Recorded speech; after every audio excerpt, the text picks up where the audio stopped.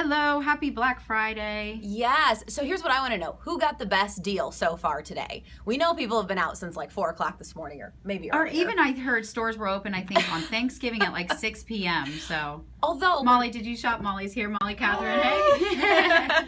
I did not shop, but there's still time. Yeah, there is still plenty of time. You know, when I came into work this morning about 3 a.m., I really thought I was going to see more people on the roads, but I didn't. So Not too bad. Maybe they were already at the store. I could be wrong. Well, if you are on the road, we have people right. that are curious, you know, what's going on with the travel forecast for them. Yeah, so we put together this nice little graphic for you, and I love the stoplight perspective. Green is good. The yellow, you got to use a little bit of caution. The red is where we really expect travel could be impacted. Mostly, I'm concerned with the area, say, from around St. Louis to Kansas City, back into the panhandle of Texas, toward Dallas, and then again toward Little Rock. We'll see a little more in the way of shower activity today, some rain, but nothing terrible as we head into parts of the interior northeast. So when I talk about the areas that are really seeing the worst of the weather, it's right here in this pink shade, right? Pink on this radar, on this map, depicts a wintry mix of precipitation. So that would include sleet, that would include freezing rain, or a mix of rain and snow. And unfortunately, in this situation, we're getting the precipitation falling as rain, but the temperature at the surface is at or below freezing. So we're getting those super cooled water drops to freeze on contact. So that causes problems not only on the highways or any untreated surfaces, but also on a day like today, sidewalks and parking lots could be very treacherous, and you want to watch out for that because we know there's some running involved to get those good deals. On the cold side of the storm system, we have some snow coming down, and then we have some heavy rainfall here. In fact, DFW, Dallas-Fort Worth, now the rainiest year on record as of about 7 o'clock this morning. So the rain's still coming down there. There's the icing area we're watching out for, not only today, but that'll last through tonight and tomorrow. And actually, we could almost draw a secondary circle here just west of Oklahoma City to around maybe just south and west of Wichita, back toward Amarillo and Lubbock, where I think they could really see some significant icing, maybe on the order of about 1/4 of an inch. Doesn't sound like a lot, but can definitely cause some issues there.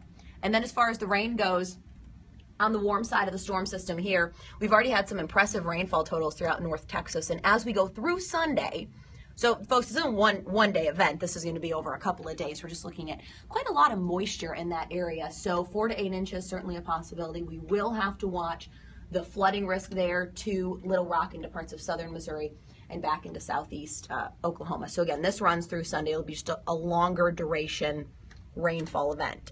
And speaking of Sunday, I know nobody wants to look toward the end of the weekend just yet, but we got to face it. A lot of folks are going to be traveling through airports, on the roadways, Sunday to get back home after their travels for the weekend. We're still going to see some issues here, but they just start to move a little bit farther to the east with that particular system that we're going to be seeing. So I think into the northeast, things pretty good. Great Lakes look okay. Pacific Northwest, Southwest. We'll watch the Rockies as we head out into parts of the Ohio River Valley for Sunday. Okay, yeah, we have people in New Jersey saying at least today it's 64. That is true. It is nice today. You know, I tell you what, folks, the Northeast today, just spectacular. Now, if you're in Erie, Pennsylvania, if you're in Buffalo, if you're in Rochester, Watertown, New York, maybe even as far southeast as Syracuse, you could start to see some shower activity as we head into the late afternoon and evening hours. But up and down the eastern seaboard, it is going to be warm, 10 to 15 degrees above normal. A mixture of clouds and sun. And for the folks along, say, the Jersey Shore, just east of Philadelphia, we are seeing that fog continue to lift. Some brief issues this morning, but we do see improvement as we go through your Friday. Enjoy the warm temps. Yeah, absolutely. We had a couple questions about Ohio area.